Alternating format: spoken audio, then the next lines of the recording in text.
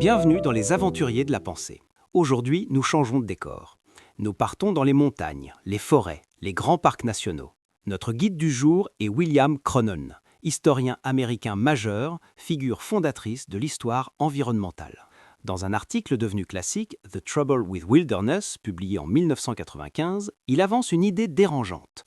La nature sauvage, telle que nous l'imaginons, est en grande partie une invention culturelle. Ce texte a déclenché des controverses importantes dans les milieux écologistes. Certains lui ont reproché d'attaquer un symbole mobilisateur. Attention, Cronon n'est pas anti-wilderness, au sens où il considérerait qu'il ne faut pas protéger la nature. Comme nous allons le voir, il critique plutôt l'idée qu'elle serait la seule nature digne d'être protégée.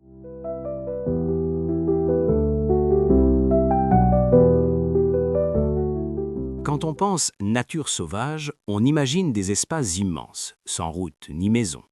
Yellowstone, Yosemite, les Rocheuses. Ces lieux sont devenus des icônes américaines, presque sacrées. Mais Cronon le rappelle, il n'en a pas toujours été ainsi. Au XVIIIe siècle, les montagnes et les forêts profondes étaient souvent perçues comme hostiles, inquiétantes, lieux du danger et du chaos.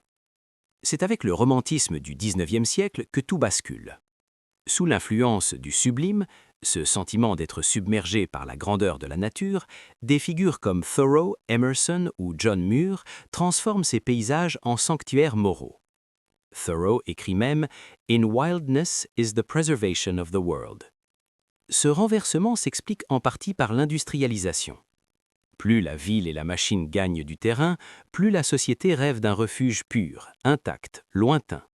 La wilderness naît comme un contre-monde, ce que la civilisation n'est pas. Autrement dit, plus la société change, plus elle projette sur certains paysages l'illusion d'un naturel éternel.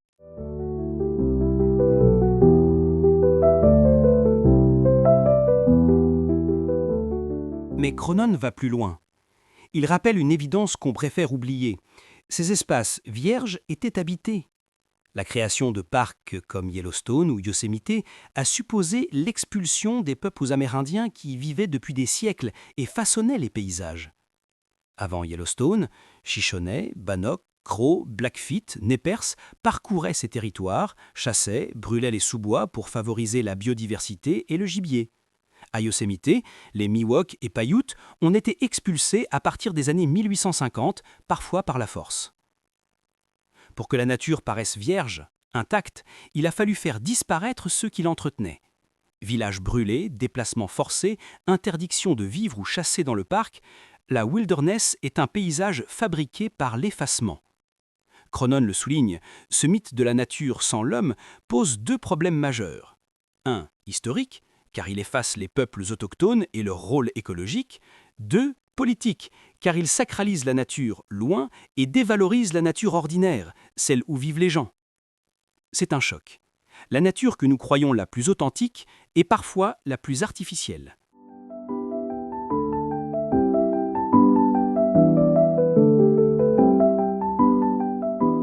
Au cœur de sa critique se trouve un dualisme profondément ancré en Occident.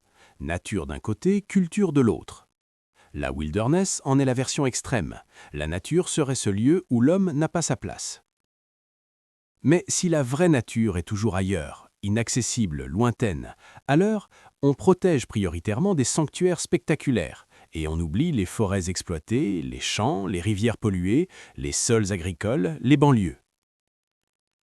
Cronon propose un geste audacieux, sortir du mythe de la pureté.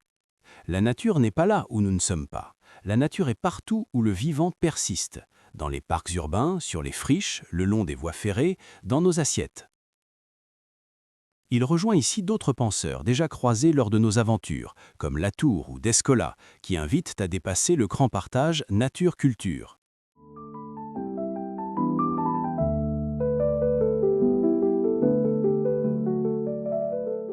Après la wilderness, Cronon s'attaque à une autre évidence, la séparation entre ville et nature.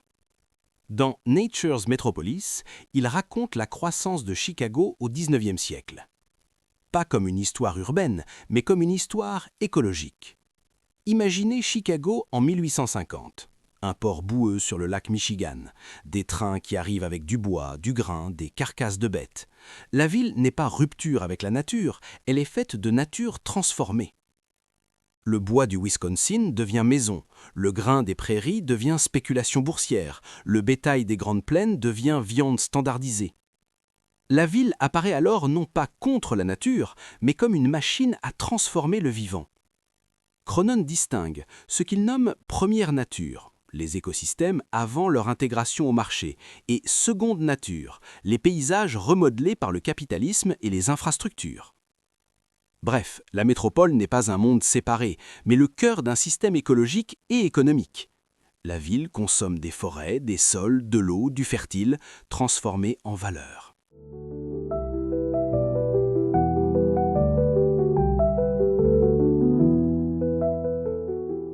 Avec Cronon, la wilderness perd son innocence. Elle n'est plus un Éden préservé, mais une création culturelle, ancrée dans une histoire romantique, industrielle et coloniale. Cela n'enlève rien à sa beauté. Mais cela oblige une question politique. Si la seule nature digne d'être protégée est celle où nous ne sommes pas, que fait-on des natures où nous vivons ? Des sols agricoles qui nous nourrissent, des zones humides, des friches, des quartiers, des rivières qui coulent derrière nos maisons. Peut-être que l'écologie de demain commencera non pas en fuyant la civilisation, mais en apprenant à habiter. Dans le prochain épisode, nous parlerons de Pierre Nora et de sa grande entreprise intellectuelle, les lieux de mémoire. Monuments, musées, commémorations, mais aussi chansons, paysages, objets du quotidien.